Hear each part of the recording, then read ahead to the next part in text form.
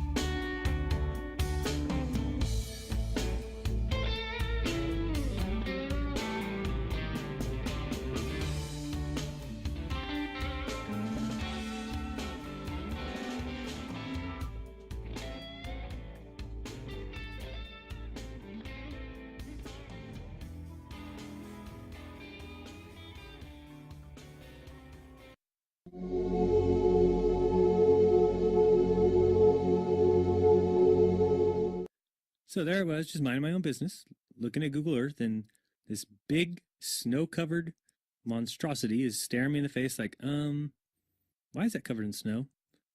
I look into Ireland and some other areas around it, Iceland. Ireland gets snow only once a year, 1 day a year. So I keep digging a little bit deeper, and I finally get underneath this cloud cover here, and a few images pop up. And I say, oh, images, what are they? Well, this is what you got, which I'm sure that looks familiar to you, right? Looks just like the pictures they give us of Mars. So I'm just kind of creeping around here and definitely noticing the same kind of undulation changes and same kind of rock, same kind of dirt.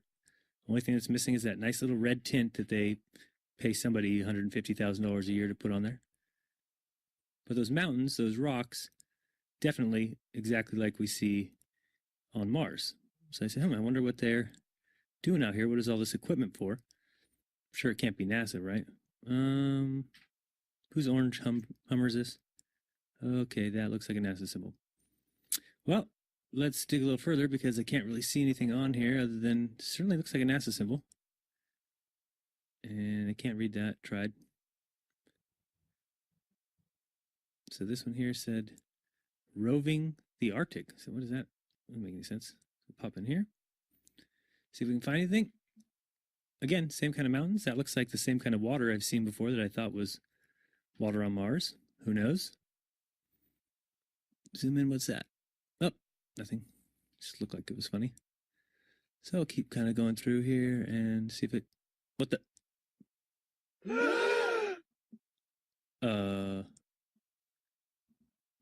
Yeah. So... I think I found out where Mars is, guys. It's just about 1,000 miles north of me. Not quite the distance that NASA says, but I can't find anybody who's in charge of this. They must be hiding behind these rocks. Oh, no, there they are out in front of everybody, just standing there. Lovely. Clown number 1, clown number 2, and clown number 3. Yeah, this is very empty here. Oh, there's one of those ATVs. All right, now we're on to something. Oh, I got another truck. Oh, yeah, it says NASA. What's that say? Mars Project?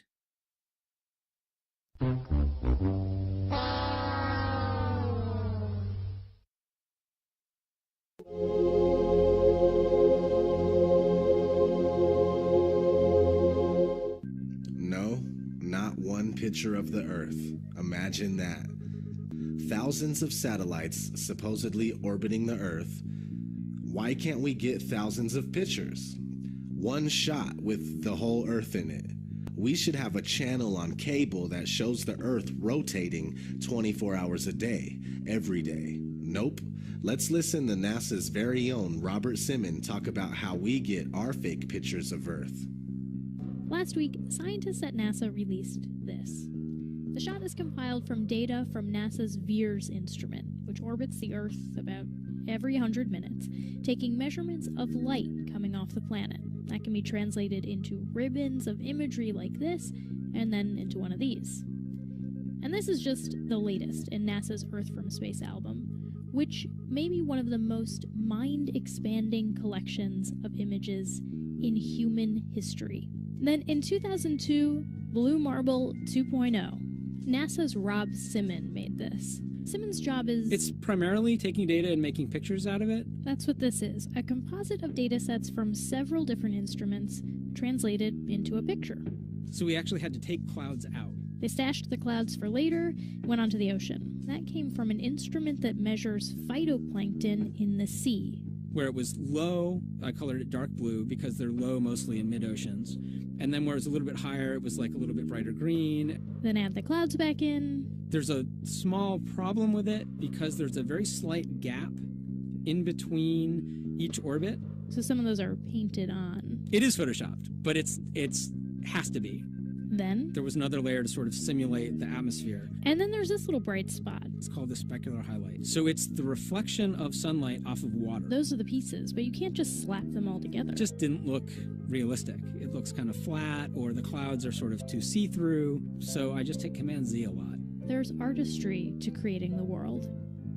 What I imagine it to be. Unfortunately, I'm not an astronaut. I've never been to space. But I've looked at these images over and over again, trying to sort of get the essence of it. It is photoshopped, but it's has to be. It is photoshopped, but it's has to be. It is photoshopped, but it's has to be. It is photoshopped, but it's It has to be.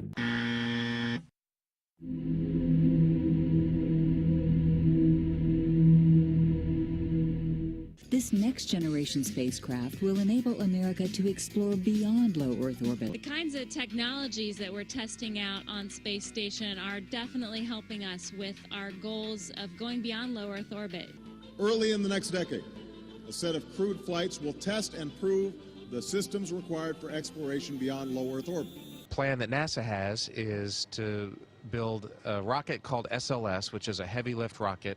It's something that is much bigger than what we have today, and it will be able to launch the Orion capsule with humans on board, as well as landers or other components to destinations beyond Earth orbit. Right now, we only can fly in Earth orbit. That's the farthest that we can go, and this new system that we're building is going to allow us to go beyond and hopefully take humans into the solar system to explore. So the moon, Mars, asteroids, there's a lot of destinations that we could go to, and we're building these building block components in order to allow us to do that eventually. We are headed 3,600 miles above Earth, 15 times higher from the planet than the International Space Station. As we get further away from Earth, we'll pass through the Van Allen belts, an area of dangerous radiation. Radiation like this could harm the guidance systems, onboard computers, or other electronics on Orion. Naturally, we have to pass through this danger zone twice, once up and once back. But Orion has protection. Shielding will be put to the test as the vehicle cuts through the waves of radiation. Sensors aboard will record radiation levels for scientists to study. We must solve these challenges before we send people through this region of space. We must solve these challenges before we send people through this region of space. We must solve these challenges before we send people through this region of space.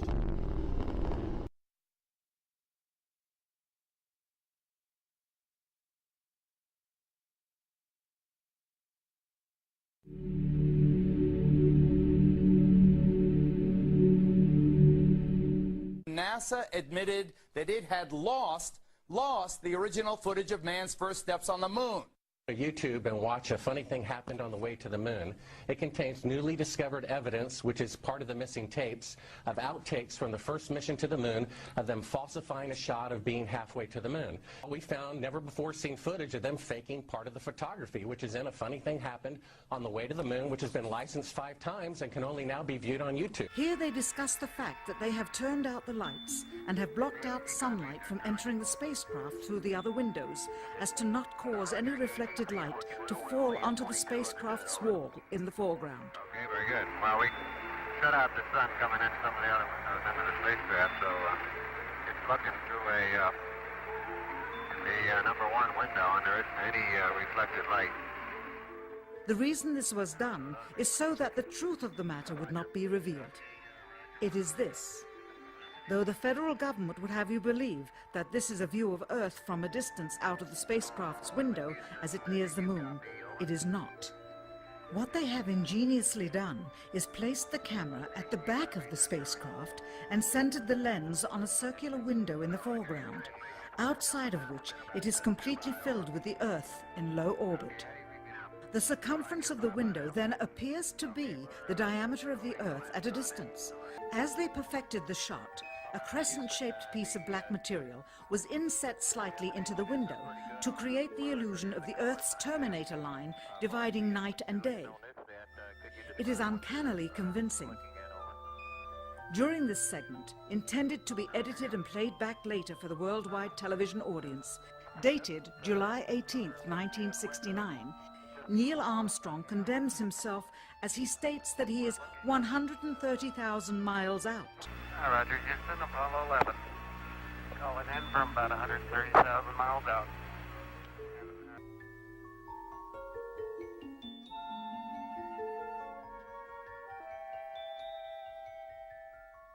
Finally, the iris is opened up and you can see the real location of the camera and the very bright and near Earth out the window.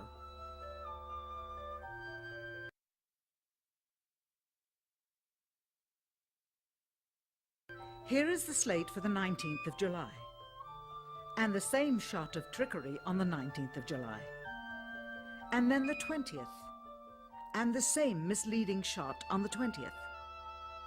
Later that evening, they were said to be walking on the moon.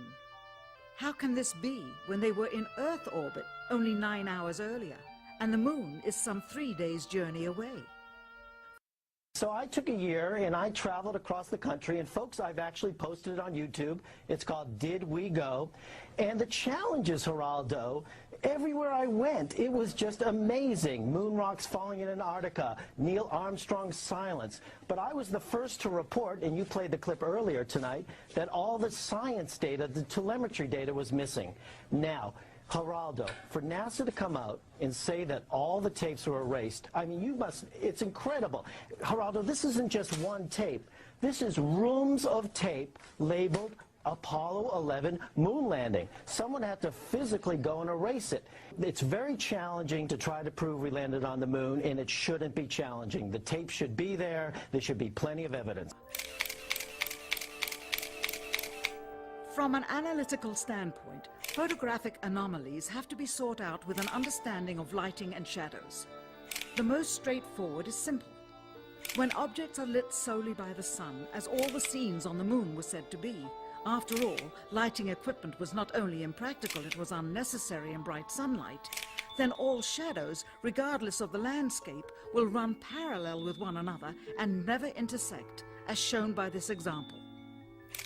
In these seldom seen photographs, obtained from a rarely used auxiliary NASA archival site, it is clear that these scenes were lit with artificial light. These shadows, which are cast at different angles, are evidence that a second light source is being used. In addition, the sun would not cause an isolated hotspot like this, only an artificial light would. Again, intersecting shadows and another hotspot. And again. And again. It is simply impossible for this picture to have been taken with sunlight on the moon. Here, the shadows are shown to be as black as pitch. And yet here, completely in a shadow, the astronaut is lit up like a Christmas tree. How can this be? Or this, on the shadow side of the lunar module.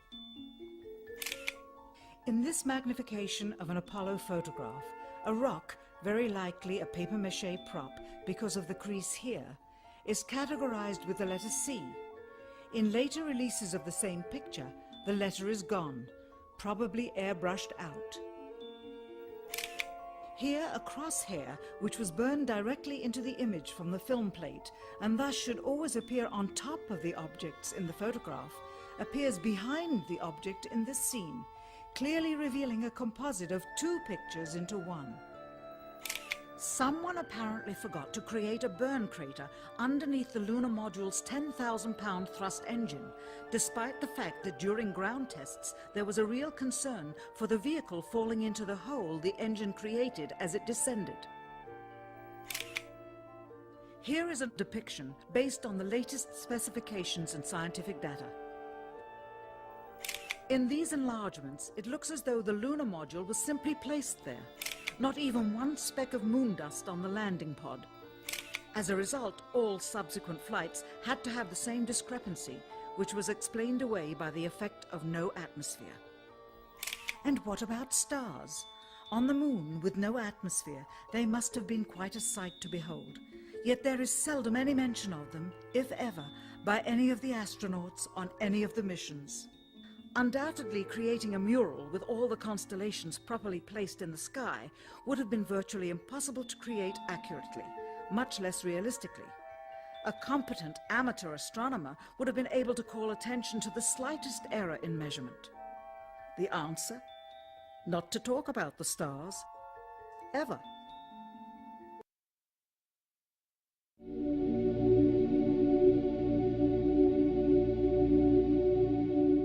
We were never able to see stars from the lunar surface or on the daylight side of the moon by eye without looking through the optics. I don't recall during the period of time that we were photographing the solar corona what stars we could see. I don't remember seeing any. The sky is a deep black when viewed from the moon, as it is when viewed from cislunar space, the space between the Earth and the moon. And we could not see stars. It's not a black void. I mean, it's black, but there's all kinds of little polka dots. There's all the stars there, and the cool thing is about it, you can see it during the day. And when you're in space and you're looking into deep space and you're on the sun side of the orbit, the sunlight washes out all the starlight, so you can't see any stars, just like here on Earth. There's all the stars there, and the cool thing is about it, you can see it during the day. Yeah, you can, and there's more than stars. You can see planets. You can see moons. You see the gas Magellan clouds of the Milky you Way see galaxy. the Magellanic. The sunlight washes out all the starlight, so you can't see any stars, just like here on Earth. Pretty much all the time you can see the stars. Then when you look out into deep space away from the sun, it's the darkest black you can imagine. Pretty much all the time you can see the stars.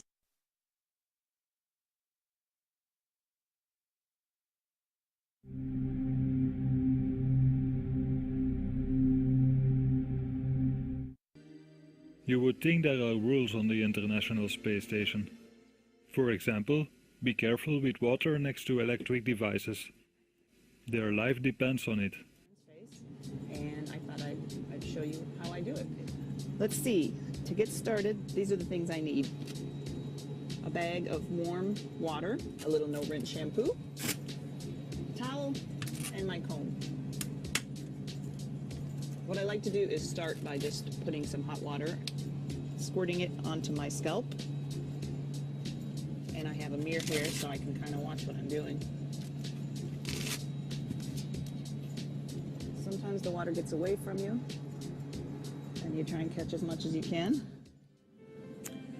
Here I am, and I got my water. So first of all, I'd like to show you how water behaves in weightlessness, which is kind of interesting. Of course, it doesn't fall down like it does on Earth, and it kind of tends to stick to your skin because of surface tension.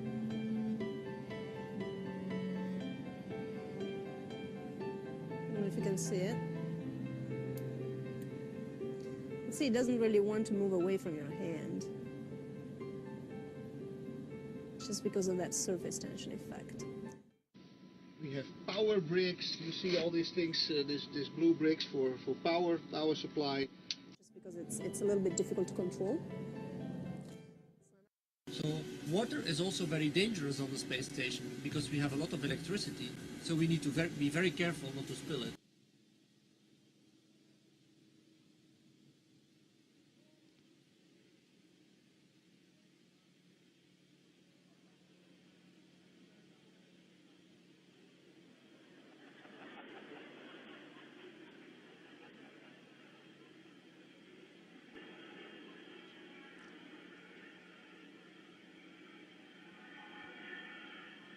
It's getting nice and wet.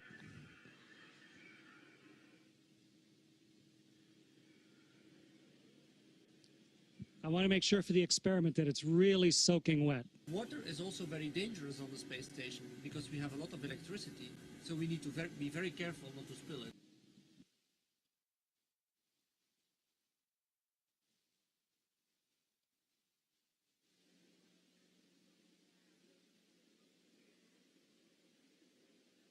Okay. So we need to be very careful not to spill it. So I have a soaking wet washcloth here floating in front of me. Oh, there's one ball of water floating around. I'll put it on the washcloth. Okay. So we need to be very careful not to spill it. So here's a soaking wet washcloth. Get the microphone so you can hear me while I'm talking. And now let's start wringing it out. Right. It's really wet.